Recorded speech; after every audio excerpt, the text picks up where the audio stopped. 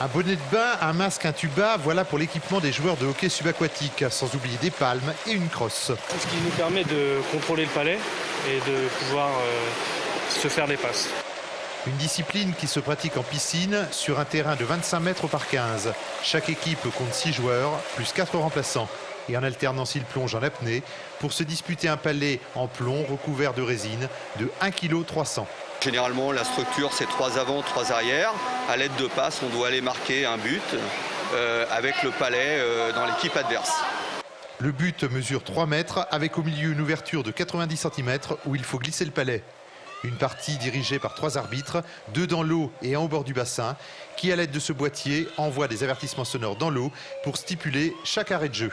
Pour un temps mort demandé par le coach ou en raison d'une faute, la sanction est alors immédiate et conduit comme au hockey sur glace en prison. Il ne faut pas pousser le palais avec son poing, il ne faut pas aller trop brutalement vers les adversaires. Je ne sais pas la faute exacte que j'ai fait.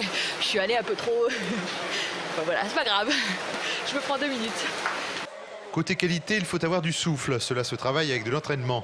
Mais cela ne suffit pas pour faire partie des cadors de cette discipline. C'est d'être souple, d'avoir c'est mental, quoi.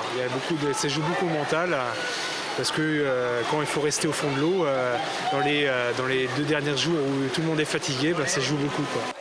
Une discipline jeune et encore confidentielle, l'Auvergne ne comptant que 2 clubs, Clermont-Ferrand et le Puy-en-Velay.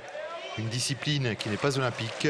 Plus surprenant, les membres de l'équipe de France n'ont pas le statut de sportif de haut niveau.